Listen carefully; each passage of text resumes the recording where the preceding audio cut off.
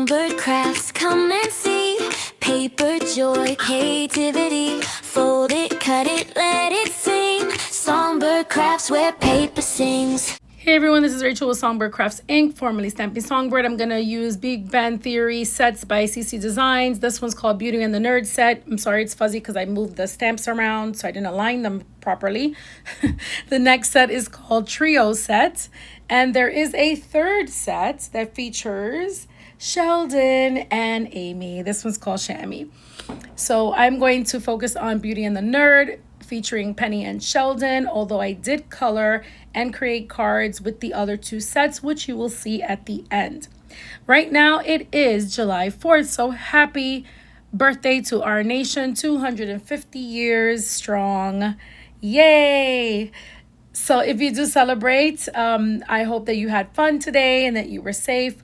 Me, on the other hand, I am home in the air conditioning because we have a heat wave, a serious and a very long heat wave. So I am just enjoying the cool air. So here I'm showing you how I color their skin. And normally I use 2 to 3 different alcohol marker colors. I am using Copic markers and Ohuhu markers. And I am using my usual go-to, which is E00. I think I use E000 and E11 for both of them. For other characters, I'll use E13, and I think E15, sometimes E18. So I just used 3 colors for her, and then I colored in her one eye in green, and then her lips in red. I move on to Leonard's hair, and I use a dark brown, and a lot of my browns were dry because I haven't really been paying attention to my markers. So I went through a couple of browns before I got one that I could use for highlighting. So if you notice there, I'm just using some flicking motions to try to mimic streaks in the hair, sort of like how it highlights naturally. And then I'll color that with a lighter brown. So I color in his eyebrows as well, and then I move on to a lighter brown. Because I went through 3 or 4 of them, I can't even tell you which brown this was, but it's more the reddish browns that I have from the earth tone families in Copic. Okay, so I don't do too much with his hair. I just keep it simple, and then I move on to her hair. Now, I know that she is a blonde, a very light blonde, but because this is a caricature that has been drawn, I didn't want to just give her yellow hair. I wanted to give her a little bit more dimension, like what I did with Leonard's hair. So I do use 2 or 3 different colors to give her some depth, especially in the roots, although her character does not have dark roots. But I thought it necessary for the realism, I guess, of this little cartoon character. So here I am using an Ohuhu marker. And I just grab whatever I think is going to match. I don't have many Ohuhu markers, so I'm kind of limited. But I do use a more of a mustardy yellow to add in some low lights, is what the hairdressers would call it. Some low lights, and then I'll just go over that with another light yellow just to blend it together. And there you can see how it blends in and makes it look a little more natural, not so streaky.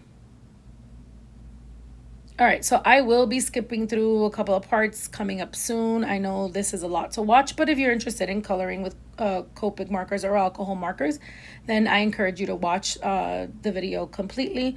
I am not an expert at coloring. I just like to color, and I've learned some tricks along the way, one of which I will show you in just a bit. So now I move on to another earth tone color. I think it's E31 for Leonard's jacket. He has this sort of beige jacket. So I wanted to mimic that. Oh, and if you hear the firecrackers and the cherry bombs and all that, yeah, my neighborhood is still going strong with all of the festivities. I move on to a red t-shirt for him, and then I start to color in his hoodie, and then I move on to his jeans using, I think it was B95 maybe, B95. And then I use 2 lighter blues to highlight his jeans. Now, his jeans aren't as dark as Penny's jeans will be.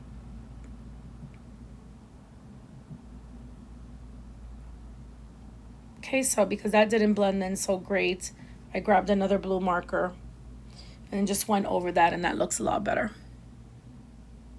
And I am going back and forth between Copics and Ohuhus, and they're both alcohol markers, so they work fine together. The formulation, of course, is not exactly the same. It's always best to stick to one company if you want really good blending, but it still works. And I'm sorry about all the cherry bombs going off. It is July 4th. People are having fun. Okay, I move on to his glasses, and I choose a very dark brown from the Earth family. I think it's like E70. Gosh, what is it? I think it's like E78, maybe? No, E79. Okay, so then I move on to Penny. I grab a pink Ohuhu marker, and I'm just giving her one layer because I'm going to do something else to give some shadowing to their clothing and to their skin and hair. I go back to that E79, and then I color in his sneakers. And then I finish off with Penny. They already look really cute, but once I do the next part, you'll see how it does enhance the colors in their clothing, their skin, and their hair.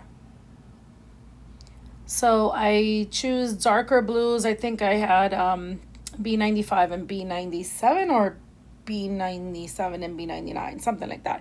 Usually those are the 3 that I go for jeans: 95, 97, and 99 in the B family for Copic.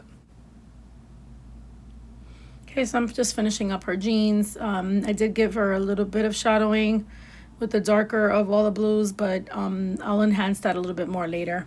I color in the skin of her feet and then color in her shoes with the same pink that I used for her shirt. Okay, so now here is my trick that I actually learned from another crafter. Take some good quality color pencils and create some shadows with that, and then you're going to use something else to make it even better. So I'm using this light skin or fleshy tone color. I have a huge mix of different pencils. I have Crayolas, I have Prisma Color, and I have Kolour or Colour brand. So they're all mixed in. I just grab whatever is the color that I need. So this one is a nice fleshy tone. So I use that to add a little bit more shadows to the edges of their skin, like around their chin and their hairline, their hands. And then what I do is I grab something else to enhance it, sorry. But before I tell you that, I do grab the other colors and start doing the same thing to their clothes. So I grab a navy blue for the jeans, and you see it, you can't tell a lot what's happening in his jeans in particular. You can see here in the jacket that the brown that I picked does add some more shadowing to it. But I am not being careful. I am just adding a little bit here and there to where I want some shadows, and then I will enhance that in a little bit. I grab I don't know if it's magenta or hot pink that's a little darker than her shirt to add some shadows to her shirt. And then just a little bit of brown for her hair for the roots.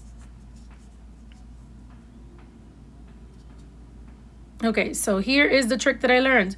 Use Gamsol. Gamsol is a mineral spirit.